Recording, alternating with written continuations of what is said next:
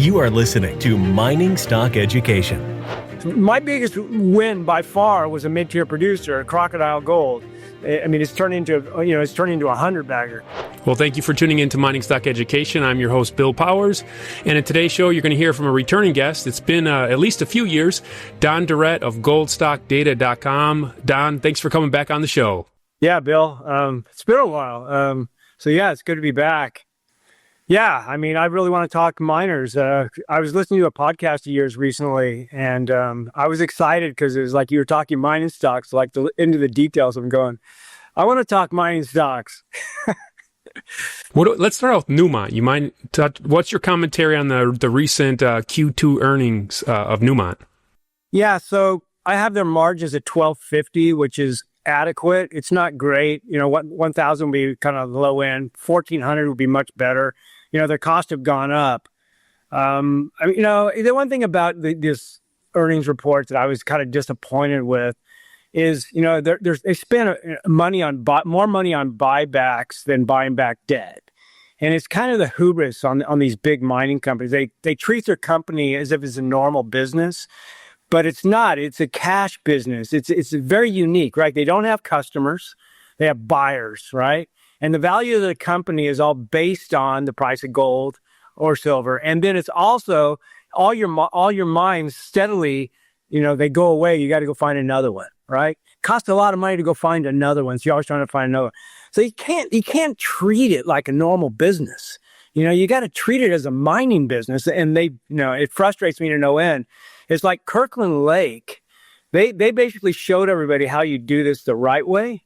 So the way that you do this the right way is you load up on cash. You know, Kirkland Lake had like $700 million in cash, right? You load up in cash and then you leverage that cash and you get a huge multiple.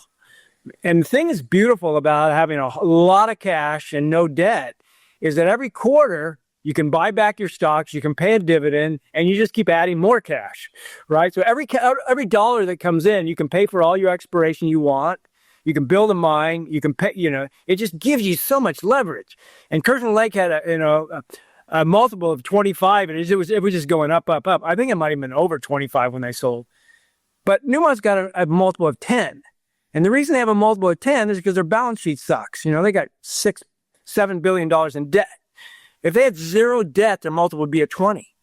And so for me, that's kind of disappointing. But on the other side of the coin, I hate to spend so much time on Newmont, but the other side of the coin, Newmont is cheap. They're very cheap. They're undervalued because their multiple is so low. They're undervalued by, I think, 50%. So they're trading at 60. They should be trading at 90.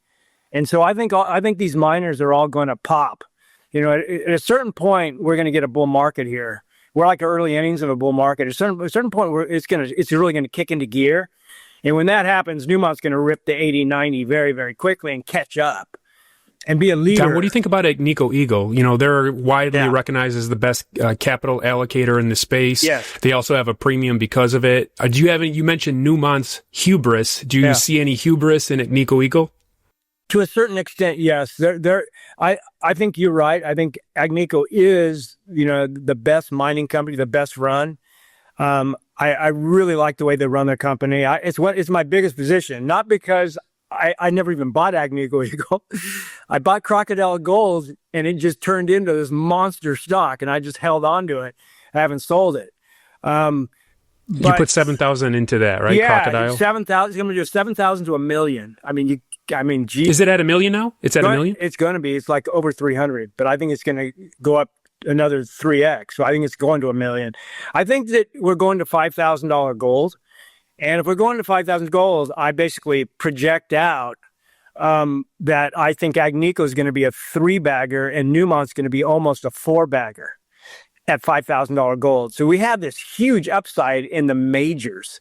Now, if you want, I always say that if you're rich, you should definitely own Agnico Eagle, Barrick, Newmont, Lundin. You should own all these stocks if you're rich.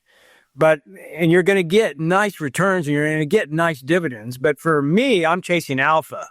So I don't really want to own these stocks per se, except for I own them in ETFs. I own them in mutual funds. But by and large, I'm looking for bigger alpha, 5X or bigger. But right now, I mean, it's pretty amazing that you can get those kind of returns. I mean, it's 3x from Agnico from here. Seems stunning, seems unlikely. But if you run the numbers, the margins, if you go to $5,000 gold in the next 36 months, which I think is going to happen, the margins are going to be $2,000. If you have $2,000 margins, you're going to get a huge multiple. And that multiple is just going to expand. And so I think the math works. I think you do get a 3-bagger from Agnico. That means GDX is going to be a 3-bagger. GDXJ is probably going to be a 4 or 5-bagger. So you always factor in higher gold prices when you value a company. Now, I was looking at some of the Bloomberg consensus back to Newmont, and they were estimating sales of $4.85 billion, but it came in at $5.32. But that was because they were using an average realized gold price estimation of about $3,100, but it was actually about $3,300. So a lot of the analysts will look at a trailing price. You look at a forward anticipated price. What do you see as the pros and cons of your approach versus how Wall Street typically looks at these things? Okay, so my perspective is mining stock is a speculative investment. We're speculating. And if you're going to do speculation, the only people that should really be focusing on the near term, the next 12 months, are not investors. They should be traders. So Wall Street, as far as Wall Street, I mean, I really disagree with this idea that you can invest in miners for the next 12 months because you're going to get a lot of volatility. It's not really investing. It's really speculating. You just don't know. And then so many things can go wrong with a miner. I mean, you can be down 20% easily every year because of the volatility. Even in a bull market, you see this 10, 20% volatility. And so I don't look at it. I don't think near term. I don't think 12 months. I go 24 minimum, 24, 36, 48. I don't really like to go 5 years, but that's kind of some stocks you have to go 5 years depending on. But this is a once in a lifetime trade for you at the same time, right? You've described it as such. Yes. So I'm focusing out in the future, but it's hard to predict when you get this bull market that I'm expecting, this once in a lifetime bull market. And it all coincides with the bond market, the US bond market. The only reason why I own mining stocks is because of the way the US economy has basically been slowly, steady. I don't want to get too much into macro, steadily going in the wrong direction as the middle class is squeezing, as the debt is expanding, as the U.S. government is totally becoming reliant on debt to grow GDP. That to me is an eventuality where the bond market eventually breaks. And when the bond market breaks, you have $250 trillion in assets in stocks and bonds. And they're all related to the U.S. economy and the U.S. bond market. The U.S. bond market is the heart and soul of the U.S. economy, and the U.S. economy is the heart and soul of the global economy. So that $250 trillion is basically going to crack. And when it cracks, it's going to go into gold because gold is the only place. Gold is the winner. Gold is the beneficiary of any type of a breakdown in the financial system. So that's why I'm in it. I'm in it to win it this is a once in a lifetime. If the bond market breaks, I see a reset coming. And when that reset comes, I see gold easily trending higher. That's why I think gold in the next 36 months will trend to 5,000. So that's why I'm focusing on $5,000 gold. And then you take 5,000 gold and you put a GSR on it. So you put a 50 GSR, you get $100. I think a $50 GSR is very conservative. I think so. I don't really focus on $100 silver per se, focusing on silver only. I focus on gold. I think gold's the big dog and silver will follow. And silver will follow as basically proxy to gold. So silver's going to go to a 60 or a 50 GSR. I think that's inevitable. A lot of people think it's going to go to a 30 or lower. And so I think 50 is actually very conservative, and that's $100 silver. And so $100 silver is easy. And as a matter of fact, if you equate 1980 silver prices, if you just use a 40 GSR and then you equate it inflation adjusted, you get $88. If you do that in 2011, you get about $68. So I think the actual all-time high in silver is 88. And so I think, because I don't use the Hunt Brothers, I don't use the 49 because I think that was misleading. But if you use so the GSR went to 17 in 1980, but I don't think we're going to 17 again. But I think 40 is legit. So if you use 40, it's 80, 88. So I think 88 is my target, easy target. I think 88 is easy, but I think we're going to 100. So if you use these targets, $100 silver, $5,000 gold, which is what I do, then I project out what is Newmont's cost going to be in 3 years? What is their production going to be in 3 years? And I create these lists for people to come into my website and find all these stocks that have 5-bagger, 10-bagger upside. There's lots and lots of them. And then they can do their own due diligence and try to identify which one do they think has the best risk reward. So Don, with that approach, when you have that top-down macro approach versus like a bottom-up looking at the individual company and then going up from there, that kind of forces you into having a lot of companies in your portfolio because mining's so risky to where you spread that risk across like your own ETF essentially that you create, right? Yeah, absolutely. So what I did, you can't, if you're looking for 10 plus baggers is what I'm kind of looking for. You can't really pick, you can't really pick them. I always say you don't pick winners, you pick potential winners. And I'm actually going to show you guys today the best way to do that. I have a little couple of screens I'm going to show you guys. But so instead of picking 30 stocks, kind of the Rick Rule method, if you do that, you have to basically be a trader. And so if your stocks are not working, you got to trade them out and find one that is working. And you got to be, hyper focused on those 30 stocks. Whereas me, I take the emotion out of it. So what I do is I just put in somewhere between 0.25 and 1% of my total cost basis, depending on the risk of the stock. So the less risk, 1%, high risk, 0.25. And I average, this is kind of crazy. I checked my portfolio recently. I literally average 0.5%. Exactly on my overall. Now, I got to 100 stocks. Now, what I'm trying to do is find as many 10 plus baggers as I can. But all you need is 20% of your stocks to do extremely well, and you're going to get 80% of your returns.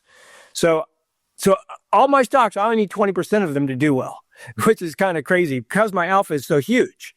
But the only way that you're going to find these big alpha stocks, you got to own a lot of them. So I say basically 50 to 80 is kind of a good target for people. I got to 100 and I was going to stop, but I kept finding stocks I liked. So I just kept buying and buying and buying. Now I have a bit of a problem. I probably own too many. I have 170. But of those 170, I only need 20% of them to do well. I don't need them all to do well, just 20%. And so I'm tickled pink that I'm going to get those 20%. And I'm going to show you guys why in a minute. You've been at this 25 or 30 years. How long, remind me, have you been at this? 2004 is when I started buying juniors. So 20 years in juniors, but I'm 30 years into it because in 91, I started buying gold mutual funds. But I didn't actually pick individual stocks or pick juniors till 2004. 2004, I started doing it because I wanted to buy some silver miners, and there weren't any mutual funds or any ETFs in 2004. So I had no choice but to learn how to analyze these stocks. And so I came from it from a newbie, and that's why I'm helping people because I know where I was and where they are. So I'm basically, your class is all about teaching people, and that's kind of what I do as well.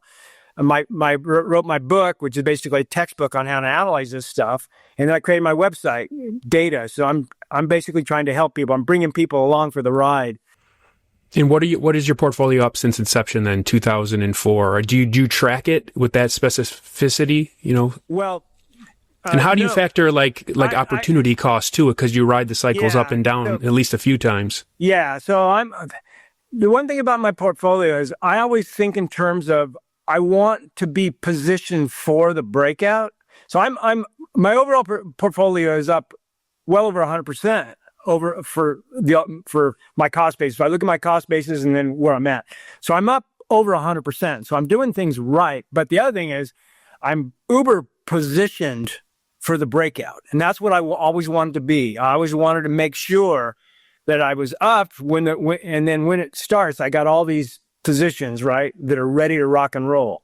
So I don't look at it as terms of annual positions. I look at it as in terms of what is my cost basis, and then if I go from there. So I've always said, I wrote my book back in 2010, and I said that I want to get at least a 500% return on my cost basis. So my cost basis keeps expanding, which is great. And then I want to get 5x up from there. And if I do that, then I have succeeded.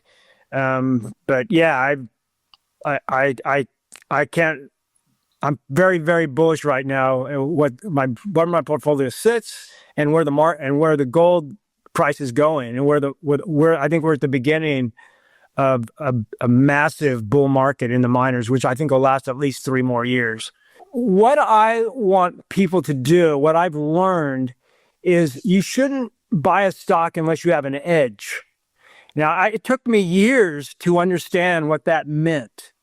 You want to have an edge. So in other words, you want your portfolio to hold stocks where you have an advantage. You don't want to be gambling. You want to literally have an edge. You want, like, you go into a casino and you have an edge. Now you know you can't get an edge in the casino unless you're a card counter and you're really good at it, right? So this is for producers. So producers, you want a company that's going to check all of these boxes. So if we use, like, one of the best ones, for instance, let's use just Pan American Silver. Let's just use one. So property, well, yeah, we can use that. So basically, they check everything. We don't have any problems with grades, recoveries, mine life. They're going to have all that. They have, like, they produce in like 7 countries. Location issues, they don't really have, one, and they're so diversified. They have like 7 properties. They don't have one property that's going to kind of hurt them, if you will. They don't, they don't mine in South Africa. They don't have any mines in really one mine we're worried about. So I don't think there's any there. They can raise money. They don't have any finance entities. They have a very high quality management team, one of the best. The valuation, they currently print as an 8-bagger in MISAs. So they're very cheap. Balance sheet, they don't have a huge debt. So they don't have a balance sheet problem. Again, when we're going down this list, what we're looking for is no red flags. We want them to check all the boxes. And if they check all the boxes, then we're going to have an edge. Cost margins, they're generating a ton of free cash flow right now. Exploration pipeline, they, with 7 producing mines, they have a ton of exploration. They just have a strong pipeline. And then share dilution, we don't really have to worry about share dilution with Pan American. And overall risk, I would say it's excellent. So these are my producer check boxes. And again, if you want to make sure they check all of these, and if they do, it's going to give you an edge, and that's kind of what I'm looking for. And do you still like the mid-tier growth-oriented producers? I believe when we've spoken in the past, you spoke highly of those, even more than the majors. Good memory, Bill. Yes. So mid-tier is my favorite by far. And the reason why my mid-tiers is my favorite is because they tend to have more alpha potential versus like Pan American. Pan American looks, they're cheap right now, but it's hard for them to grow production. Once Pan American kind of takes off with their share price, once they're like a 3-bagger, at that point, they're going to slow down a lot. So if you're late, once Pan American doubles in value, they'll go from an 8-bagger to a 4-bagger. And then they double again, they're going to go from a 4-bagger to a 2-bagger. And once they're a 2-bagger, you're too late to the game, and they're not going to be able to really grow because they're a big company. Whereas a mid-tier producer, even if a mid-tier producer, let's say I have a mid-tier anywhere from 100 million to 3 billion, or 4 billion actually. A very large mid-tier, we go all the way to 4. I have a major at 4. So basically 1 to 3 billion for mid-tier. So a lot of these mid-tiers are like somewhere between 250 million and say 750 million.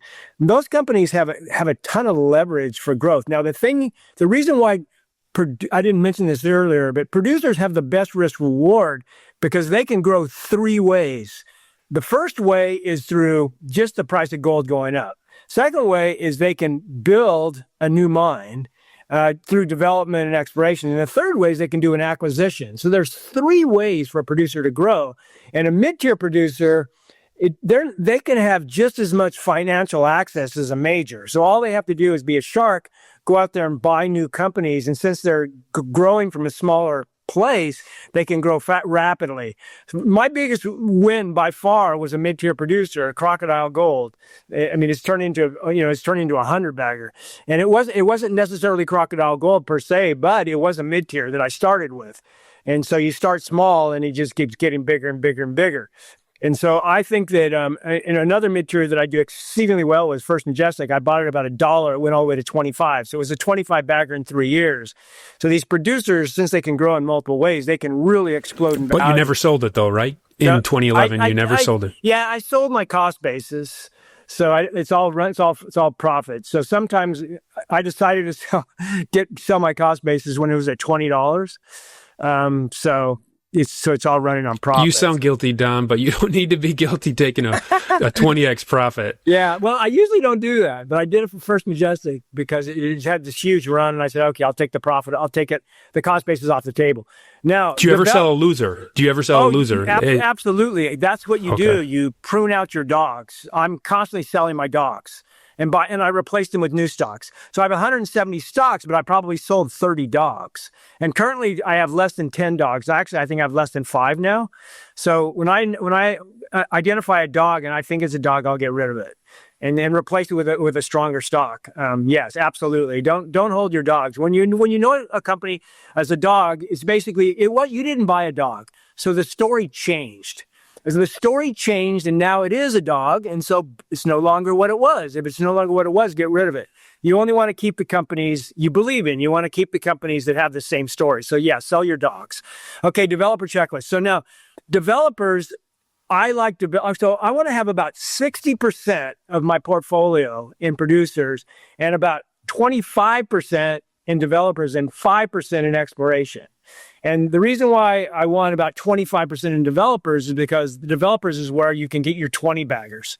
So it's basically, this is where I really speculate that the top end, the 60% of producers, those should be really solid plays, if you will. And the developers, you got to be very careful. And this is what people get wrong is they do not use this to my checklist. So if you make sure that a developer checks all of these boxes, you are going to have an edge. And that's what you're looking for. You want to have an edge. Okay, so first thing is a strong project. You want to make sure the grade is adequate, the recovery rate's adequate, and mine life's adequate, economics are adequate. And then the MPV and the CapEx. Now, this is something you have to learn over time. You want the MPV to be much larger than the CapEx, and you want the ASIC to be not super high, and you want the IRR to be 25% or higher. So you got to know what to look for. You got to know what a strong project means, but that takes a little bit of experience, takes some time.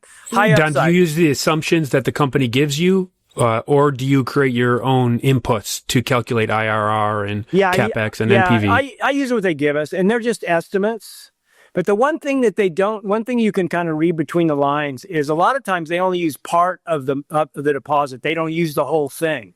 And a lot of times they just want to get the PEA, like the first thing you get is a PEA. Now, PFS should be a little better, but there's lots of, there's kind of an art to it. There's different ways they can do a PEA and a PFS, right? You can do it in phases. So sometimes you have to read between the lines of what the company actually has versus what they're actually going to do. And so that's something that takes some time to understand. But the bottom line is you got to be confident it has a strong project. The next thing is the high upside. I won't touch any developer that's not at least a 10 bagger. Now, currently I'm using 10 bagger at $5,000 gold, $100 silver. Now, the reason why you want at least a 10 bagger is because over time, these developers will bite you. They will dilute you. They will have problems. So you need to have a lot of room for error. If you try to do a developer that's a 5 bagger, the odds are you're only going to get a 3 bagger. So you want room for error. So that's what the 10 bagger is. Good location. You got to be really careful with this. You want a place that you're confident it can get permitted. You're confident, and that one of the keys to getting permitted is if it's in a mining district. If it's not in a mining district, then you want a mining friendly country. One of the hardest parts is trying to kind of permit these mines in the middle of nowhere. They take longer to permit. These governments are not as forgiving trying to permit these projects in the middle of nowhere. So you want them in a district and a mine friendly. So location is important. Strong management team. This is one of the ones that bites people quite a bit. It's very rare to find development projects where the CEO has a ton of passive experience and they have a really good team and a good board. I would say 80% of the time, these development projects do not have strong management teams. So a lot of times, this is the one area where we're kind of rolling the dice, because if a if a management team really is a really good management team, the odds are they probably should be on a producing company. However, there's a lot of these management teams come from producing companies, and that's kind of what you want, like Discovery Silver, right? They basically, that was the CEO of Kirkland Lake. So another one was Artemis Gold. They were the CEO of Atlantic. So you want these companies. The other one was Montage. I mean, you want these companies. Iowa is another one. So you want these companies that come from ex-producers. Those are the best. And because I've always found that if you can get a good team from an ex-producer that now is pivoting into development, those tend to work out really well. Some of the banker CEOs are really good too, especially if they're good communicators with access to capital and good connections, I've seen. Right. I will mention one thing about the strong CEO. You want a CEO that can do two things. One is he's basically articulate. He can basically communicate the vision of the company. I like really good communicators that can basically, because they need to be able to explain what they have and what they're doing. So good communicators are important. And then that comes with kind of leadership. But the second thing that they need to do is they need to be good marketers. They need to be able to go out there and show what they have. So I like, leadership, experience, communication. That's kind of really important for CEOs. If you get a CEO that's kind of like an engineer and he's not really good communicator, he might not be a good CEO, but then a lot of times they just don't have any experience. I can mention a few companies right now. They have a CEO who's never built a mine before. And that doesn't, give me the warm and fuzzy. So management is very important. Also, I will say this. These 6 check boxes, they're all equally important. There's not one on here that's more important than the other. They're all equally important. You need it. So any weakness, go ahead. So your developer has an economic study based on this checklist, but then they tell you as an investor, we're going to go after new mineralization. We're going to do step out expansion holes to see how big this deposit could be. Is that a drawback to you as an investor if you're looking for a path to production, you personally? Yeah, absolutely it is. Because if they already have enough gold, build a mine. If they have enough gold and they're like, oh, we want to build this out, to me, they're not in it for the long haul. They're in it for, we're probably going to sell this thing. So if we're going to sell it, we better make sure we know how big it is.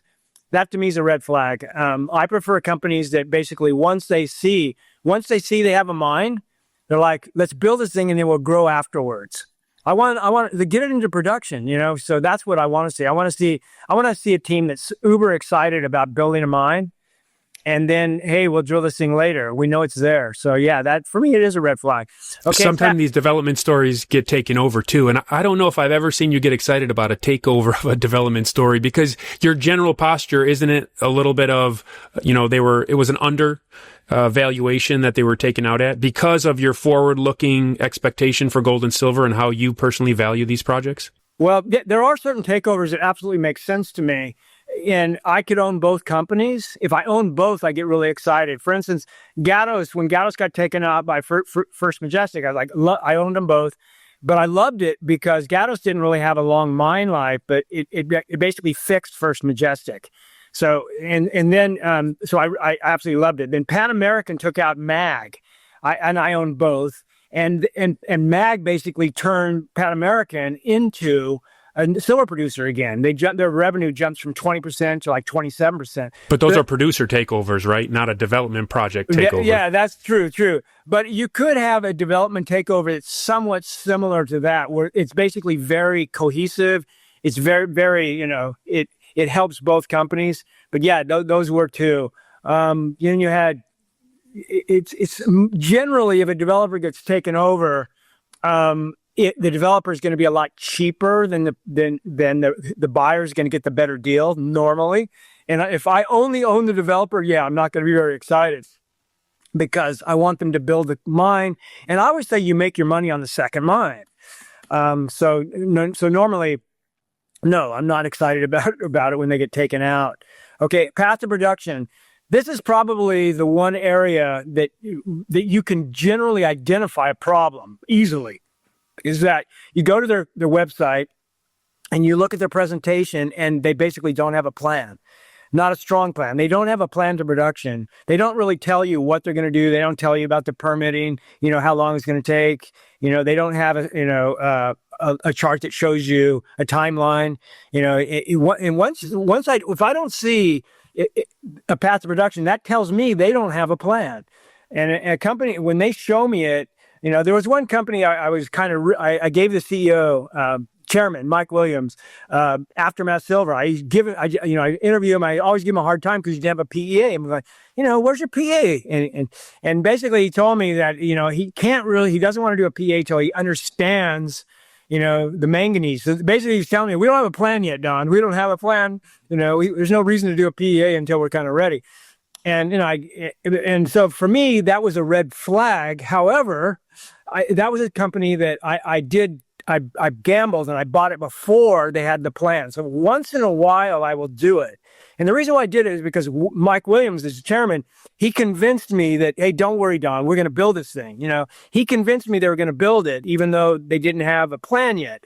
So sometimes you can gamble, but other times I'm like, Don, I've done hundreds of meetings in person over the one-on-ones and the mining conferences over the year, and a lot of the development CEOs will tell me, Bill, we're not qualified or skilled, or we don't have the access to $400 million of CapEx to build the mine. Yep. However, here's the growth, and we expect to be bought out. So, like, if you were in that meeting, you would just say, thanks, guys, but no thanks? Exactly. Exactly. Okay. Oh, yeah. Everybody has a different approach. Yeah. As a matter of fact, I would change so on my website, I rate everything. I would literally change that company to an exploration stock. If they told me point blank that we're not building it, I would change it to exploration. Even if it has a PFS? Yeah. Oh, yeah. It doesn't matter. A developer is a company that's building a mine. An exploration company is a company that is not building a mine. That's the differentiation between the two. An exploration company has no intention of building and operating a mine. That's how I define these things. So in my database, I only define a company as a developer if I think they're going to build a mine. So do you buy them on the OTC primarily, or where do you buy your stocks? Yeah. So I avoid the OTC if it's in the pinks or grays, especially grays. You don't want to touch grays with a 10-foot pole. But I also avoid pinks, except for certain companies like over $1 billion that have liquidity. I'll make an exception. But by and large, you want to avoid the pinks on OTC. So if it's traded in the pinks, then you go buy it in Canada or you buy it in Australia, where 95% of the stocks are going to be listed. So that's how I do it. I basically check, okay, is this in the pinks?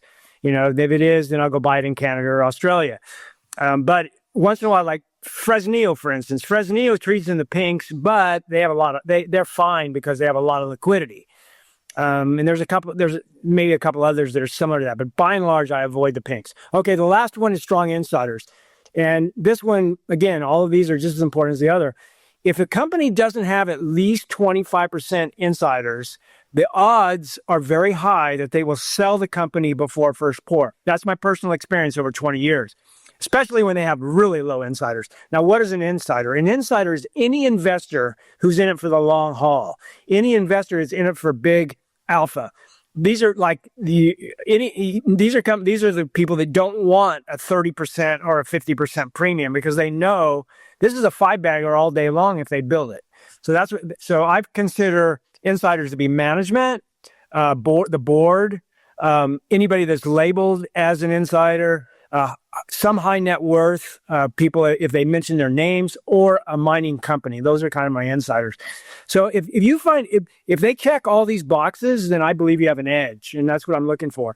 Now, the next one, and I think this is going to be a good conversation, Bill, is exploration. I've become extremely bearish on exploration stocks. Now, I think you always have been, though. You were never ultra bullish since I've been talking to you. Right, but right now I have 8% of my portfolio cost basis in exploration, so I have way too much. I think I wish I had 5. But I've learned that the risk reward in exploration stocks only works in 2 situations. And so I have these 2 rules. And right now I don't invest unless it's these 2 rules. And I believe if you follow these 2 rules, that you will have an edge for exploration. This is the only way you get an edge. So the first one is optionality, which is gold and silver in the ground that is significantly valued below market value. So today that's about $10 an ounce for gold in the ground and 50 cents. Now, these are what I call optionality plays. A good example is like Free Gold Ventures that just yesterday he had a really nice MRE and popped like 20%. So they're trading about $15 in the ground, but I bought it about 10 or less. And if you can buy gold in the ground for really cheap and it's in a good location and it has insiders, you have an edge. So I love optionality plays. Most of my 8% is optionality. If you can get a strong optionality play, it's like printing money. Do you own Northern Dynasty?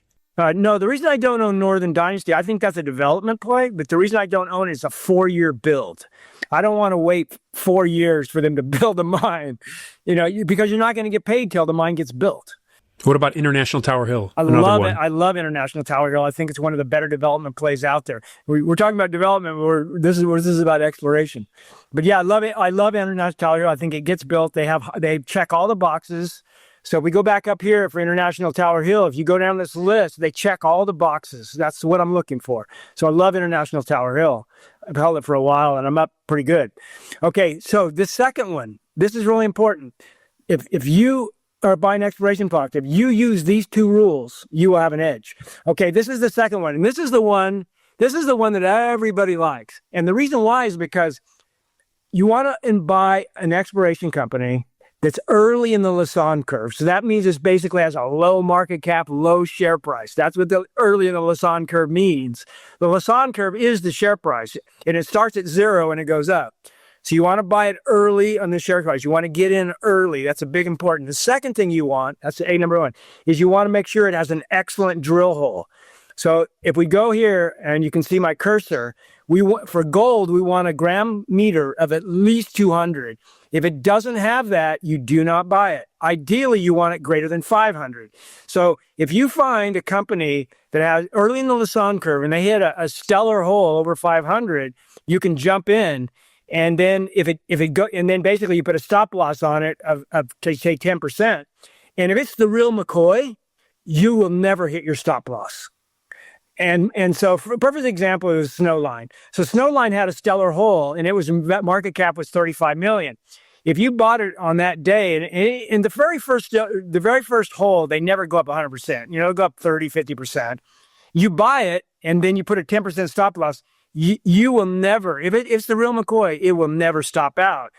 And if you use this methodology, you're gonna do extremely well. But what about newfound gold? It goes up until it doesn't go up, right? Yeah. So shouldn't you take profits along the way? Yeah, absolutely. And you that's a whole different story. So this is the entry, right? This is when you buy. You buy under these 2 rules. You sell these drill stories. These are exploration plays. You sell them when they get to the top of those Lassonde curves. So people should have sold Snowline once it got to market cap around 700 million. They should have sold. You basically take your 5-bagger and run. And that's what the Lassonde curve teaches you. It teaches you going to go up and then you're going to go down. This is what I was told, Don, to sell when you sell at 20% of the estimated in situ value of the mineralization. Yep. And if you use that as a guide, that's like close to the peak of that first hump on the Lassonde curve. That's not a bad rule of thumb. So, but what you want to do, the important thing is you need to keep an eye on basically the drill results and how it's moving. And you'll get a gut feeling for it's kind of matured here. And it's usually going to be at least a 5-bagger if it's a real deal, like on these stellar holes. And you're only going to get 1 to 3 of these per year. That's it. So you got to wait for the fat pitches. The other thing I will say, and most people don't know this, so this would be good information for people.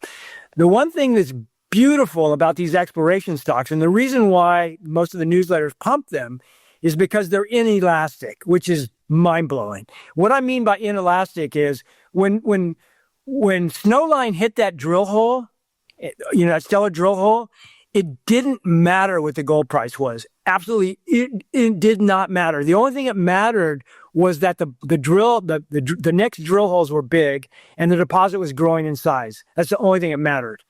And that inelasticity is what makes people just fall in love with these things, because you can make money in the near term and it's inelastic. Whereas developers and producers are highly elastic. They're all based on the gold price because their projects are all valued on the gold price. Whereas the exploration plays, they're valued on the size of the deposit. And so the gold price is, in many respects, is inelastic for these early drill stories. So would you say that spreadsheets are more important to you than geology then? If you're waiting on a drill hole, you're not going to get enamored with a geological concept that an Explorco CEO presents you with. You're going to wait for that first solid drill hole. Yes. I learned this about, 5 years ago. A guy did a study. You might have heard about this.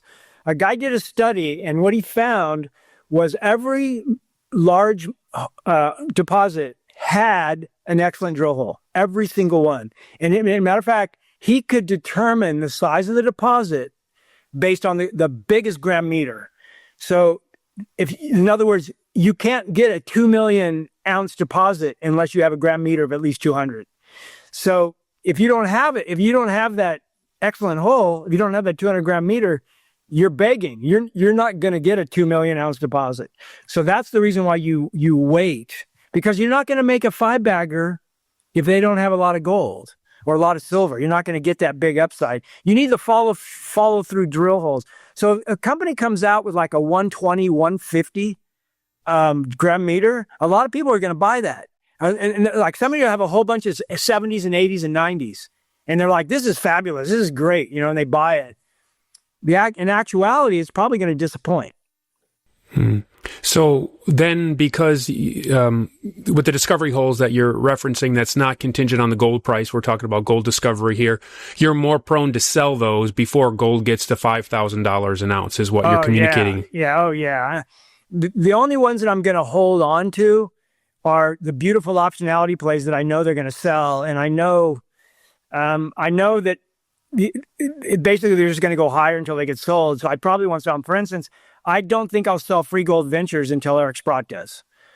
That's an example. The reason why I'm going to hold that one is because, Eric kind of has the tiger by the tail there.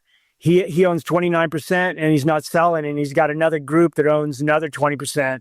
So it's not for sale, basically. So if I know it's not for sale, I might as well just hold it on. Whereas I sold Collective, I got in early on Collective, and it's been a monster. But look at the chart. I mean, it's pretty, it's flattened out. Another one that I got out was OMA. I got in early on OMA. I rode that one way up and sold it. So sometimes I will get in early and ride them and get out. I got in early at Silver 47. I'm up 100% on that one. And basically, some of these, they're just like free money. That's the way I look at them. And so that one, I probably will follow the Lassonde curve and get out. But I think Banyan and Tudor and Free Gold, those three, I'll probably be patient with those and basically just hold them until they get sold. So some of these projects, you just know they're going to get sold at a decent price. Another one that I'm going to hold until they get sold is Abra Silver. I've owned that one for a long time. I don't think they're going to build it. I think you own that. You owned that in 2018, back when I used to own it, right? When it was like 12 cents. Yeah. Got in great. Yeah. It was nice turnaround. Sorry, it's been beautiful. But I think they're going to sell, but I'll hold that one until they sell it. So some of these exploration plays I will hold, but a project like Snowline, that's not one you hold until they sell. But, I don't think so. For me, some of them, it makes sense to get out on the Lassonde curve. And in some of them, it makes sense to just hold them and just let them get valued higher and higher. Now, the difference is, if you look at Snowline, if you look at how much value and what the current value is per ounce in the ground, it's not really that cheap. So when the Lassonde curve goes up and they're kind of pricey, that's when you get out. But Tudor, Free Gold, Banyan, they're still trading at under $20 an ounce in the ground. Now, okay, Don, with your approach here, would it be accurate to say, some say, you don't find your winners find you? With this approach where you spread your bets, is that kind of how you look at it? Your winners kind of just rise out of your portfolio and then you decide how much you're going to let them run? Yes. You don't know where your big winners are coming from. Now, you can pick 5-baggers all day long, but it's hard to pick 10 and 20 baggers. And I really believe in especially 25-baggers. Those are the stocks that you don't expect. They just happen. And usually what happens is a company, it'll be the second and the third mine. They'll just grow. And I love sharks. So we'll mention a little bit about sharks. I love companies that are sharks that are out there acquiring companies, because those are the ones that can grow into monsters. If you look at Gold Corp was a tiny company, grew into a monster. Agnico Eagle is another one. There was a small mid-tier, grew into a monster. So you want these mid-tiers to turn into monster companies, and you don't know which companies are going to be the monsters, but I do look for sharks, and I get really excited. Like Capricorn's done 2 acquisitions. Capricorn in Australia just did another one at Warrior Deer. I'm like, I love this. Now it looks like for instance, I don't know who the sharks are going to be in the silver space. I mean, Pan American just did MAG, but nobody's really been doing acquisitions. Well, I mean, they've been smart acquisitions, but there's nobody been really super aggressive. I mean, First Majestic did a deal, Coeur did Silvercrest, very accretive, and then Pan American. But they've been doing really accretive deals, but nobody's really been gambling. Nobody bought Avino yet. Nobody bought Endeavor yet. Nobody bought Go Gold. Nobody bought Vizsla. So there hasn't really been anybody aggressive in this space yet. And so who's going to be the shark? Who's going to grow into Gold Corp? Discovery Silver, you hold that one and you like their current business model? It's my favorite silver development story. I love Tony McCooch, the CEO. Love that deal that they did with Porcupine. The thing that's beautiful about Discovery is they're going to mine 32 million ounces silver equivalent out the gate. Most companies do this like in 1, 2, or 3 phases. They're basically they're going to mine 500 million ounces in phase 1. They have 1 billion ounces, but phase 1, 500 million, 33 million, 32 million a year for 15 plus years out the gate. That thing's just going to generate so much free cash flow. It's going to just be a monster company. So yeah, I love Discovery Silver. What happened when things don't go well? Did you own I-80 Gold and there's excessive dilution and timelines aren't met and there's a lot of disappointment from investors? Yeah. So what I do is if I like the story, I will add to it. And so I-80, I like the story. So I've been adding. So yeah, it's dropped, but I just, I've added to it. And the reason why I like it is because they have 4 district plays. My worry with I-80 is that they're going to get acquired. And I'm nervous about a major acquiring them, because if a major acquiring them, I'm kind of screwed. But if it's another big mid-tier, I'm in good shape. I might own that other mid-tier, because I own a lot of mid-tiers. But I'm worried about a major acquiring I-80. They're really cheap right now. But like I said, they have 4 district plays. They recently this year did 4 PEAs, and they were all good. So, and they have a lot of exploration potential. I think I-80 is, that's a company you can make a lot of money on if they stay together. They can avoid getting taken out. What's your biggest mistake in the last year? Let me think. So my biggest mistake, I think it's more of over period of time. My biggest mistake is betting too much on exploration plays that I didn't really have an edge, that I was gambling that they would find more and they didn't. And that's post-discovery hold on? You invested post that first discovery hold? Well, a lot of them, I gambled on companies that really didn't really follow my 2 rules, like project generators. As far as I'm concerned, the project generator model doesn't work. I mean, if you look back and you look at all the project generators for the last 20 years and name one that's Altius? Very few have made money. Very few have made, yeah. I mean, you look at them. Very few have made money. The model doesn't work. I actually, and so that I admit that's one of my mistakes, is thinking the model works. I don't think I've lost money in that regard. The other thing that I've made my mistakes in is betting on development plays that didn't check all my boxes. So now I'm more laser focused in on making sure that I have a better edge. So I missed that and missed out on that. The other thing that I've done wrong is I've gambled a little bit too much in bad locations. I've had a lot of bad luck in Eastern Europe, some bad luck in Australia. I mean, excuse me, not Australia, Africa. But by and large, I would say that was the issue. The other place where I've made mistakes is small producers. Small producers can go bankrupt fairly quickly. You got to be really careful with those. So I'm much more careful with small producers. So you got to be there. But those are kind of, so I've learned, and my book talks all about this. I've learned these areas that have more risk than I thought, not a good risk reward. And so what I've showed you today is the 3 methods that I use today to have an edge. So if that's what you need to generate, you need to have an edge. You need to basically be giddy. You need to be giddy about your portfolio. It's like, I own this stock, Jiminy Christmas, It's like, wow, all this thing's going to do is go higher. You want to be giddy. If you're not giddy, I mean, you know, some of these stocks are just amazing stocks. They really are, and you're lucky to own them. And we have the wind at our back here. It's like they're going much, much higher. How do you keep track of 170 stocks, though, and like the news flow of that and talking to management? And it's fairly easy because in the mining business, again, when you make your play, you make sure that you like the story. And figuring out the story, I mean, you can do that. But stories change, though, right, Don? Yeah, they exactly. change. Exactly. Yeah. But that's all you're monitoring.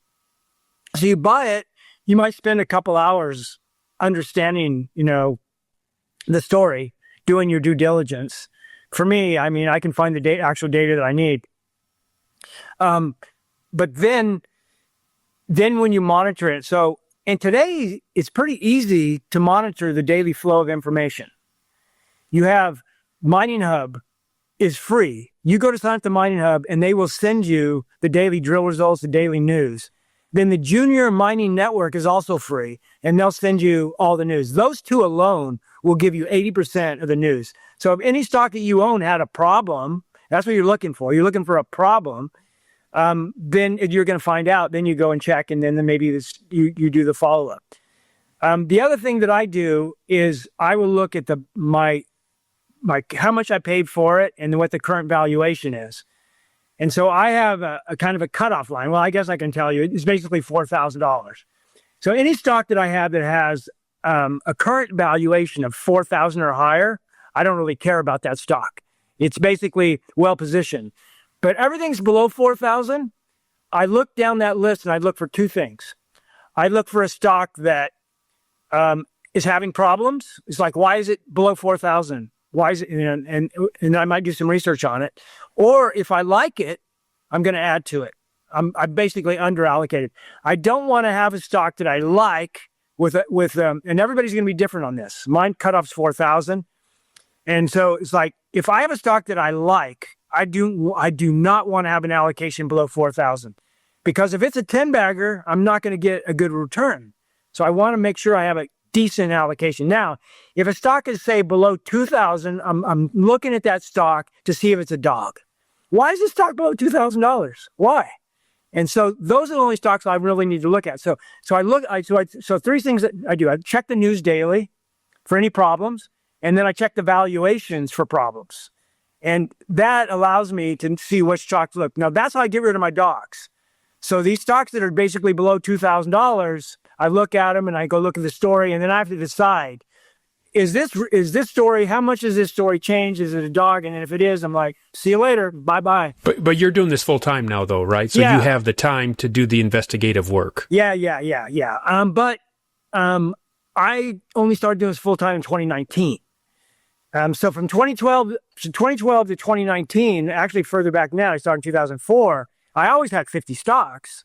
So I was always monitoring that same thing. I was over 100 stocks in 2016, 17, before I did this full time. I could still do it.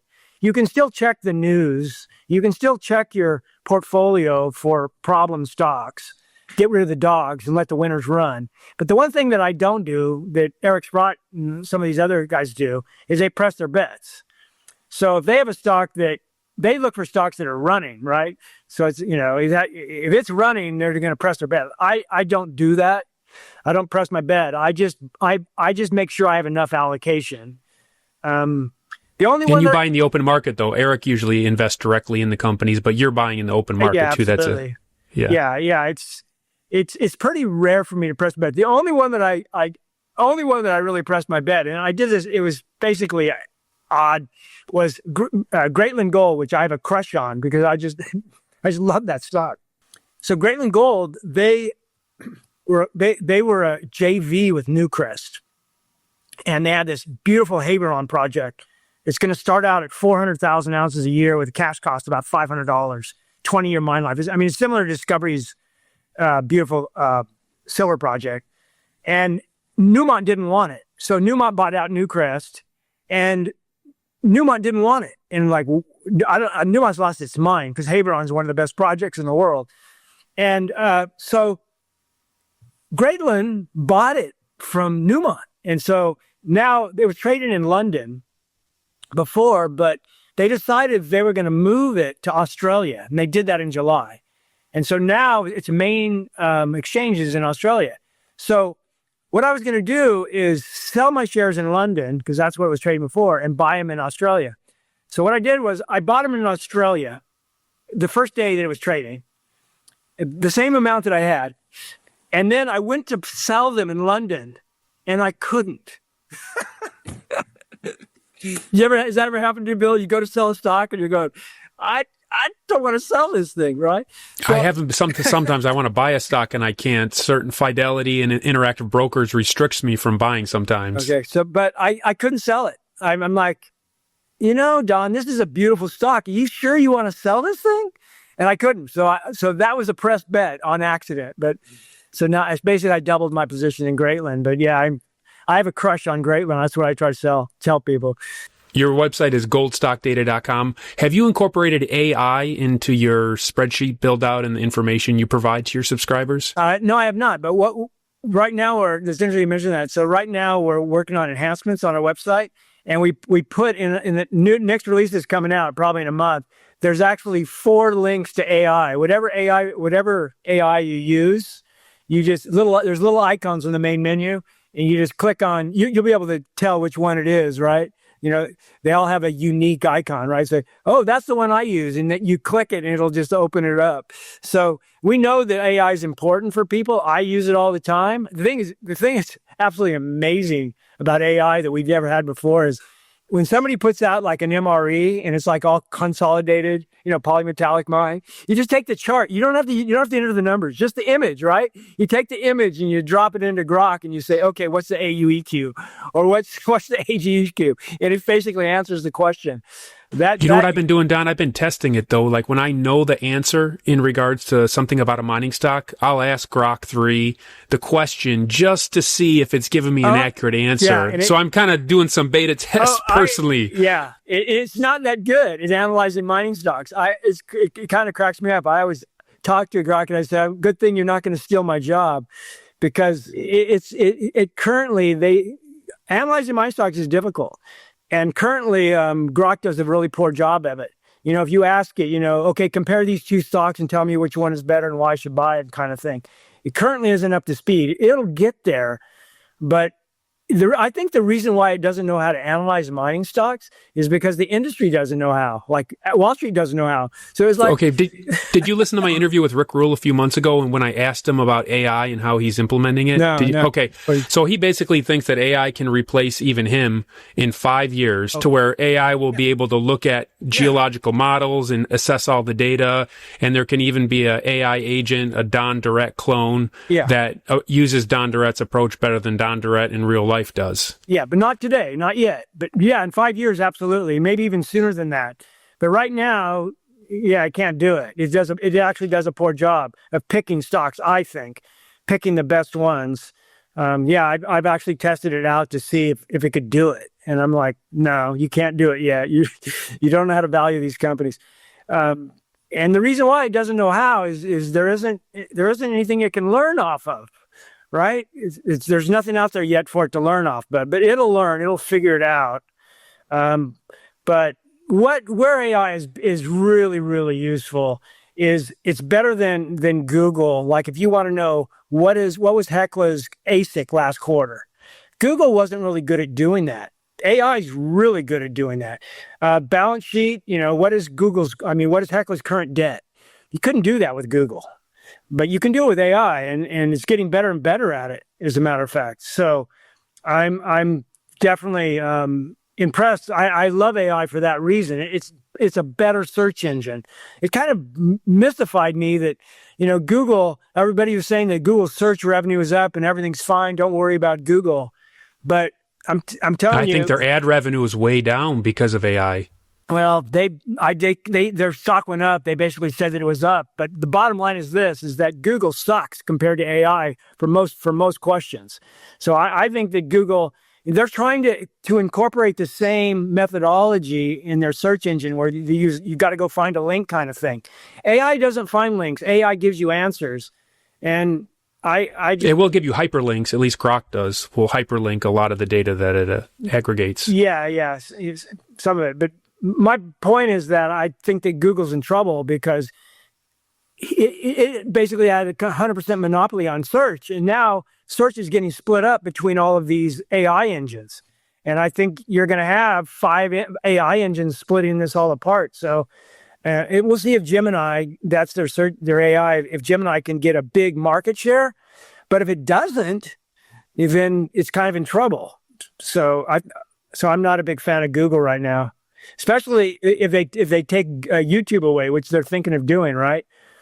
They are? Yeah, they're under investigation. They wanted to split it apart and split off for the antitrust laws and everything. They're right now the antitrust. They're basically thinking of taking away YouTube. So if they did that, rug pull Google. Rug pull Mining Stock Education and a lot of other channels, I suppose, if they really affect YouTube. Well, it was great catching up with you, Don. Any concluding thoughts you want to share as we bring this discussion to a close? The only thing I would say is that as far as the gold and silver price, we didn't talk about that really fast. I actually think the next 6 weeks, between now and the middle of October, I think we are going to see a buying opportunity in miners. I think we haven't had a correction since mid-April, and so I'm thinking the next 6 weeks, we're in seasonality season. So basically, keep some powder dry, get a list of stocks you want to buy, and get ready to load up, because I actually think that this bull market is happening, but we're going to get a correction here and then we're going to go higher. But I think gold will end the year above 3,500. I think at least above 3,400. I think we're going to get a run in gold by the year end. And silver, I think, will be over 40 by the end of the year. So, and then next year is, I think, going to be just a fantastic year for the miners. But thank you for coming on the show today, Don. Yeah, it's great to be back, Bill.